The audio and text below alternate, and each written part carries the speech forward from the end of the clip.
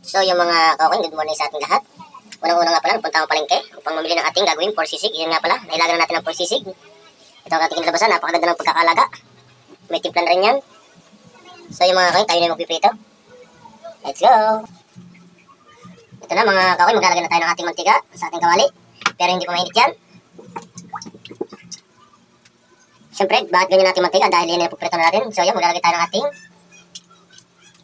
magiging for sisig, ganyan natin paglalagay. Hindi pa mainit ating mantika, lalagyan na natin para ito ay hindi kayo talamsikan. Bigyan ko lang kayo ng magandang rule kung paano magprito ng baboy. Yan na, ganyan natin paglalagyan ng ating baboy. Tapos, saka natin lalaksan ng apoy.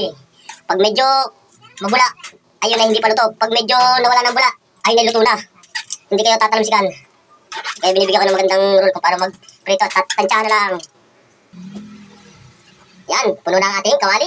Siyempre, tataklob na natin dahil tayo ay magpapalingas na.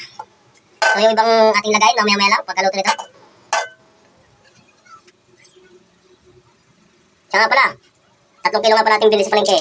Kahapon nakaubos ako ng 2 kilo sa ating for sisig. Salamat sa mga customer natin dyan na laging bumabalik-balik at matadagdagan pa.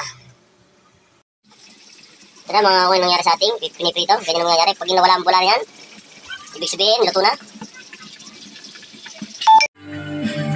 Ayan na ang ating piniprito. Mga kauking, ibig sabihin yan ay niluto na. Dahil wala siyang bula, luto na, ating papatay na. Ganyan lang ka-basic magprito ng ating magiging pork sisig.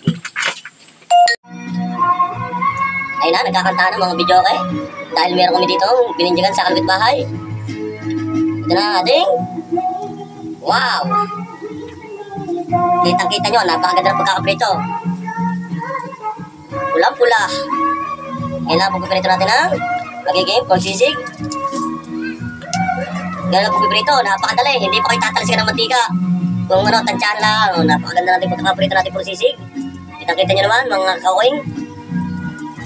So ayan, nahahangin natin ang ating pork sisig. 3 kilong prituhin. Hanggang dito lang ang aking video. Salamat sa inyong panonood.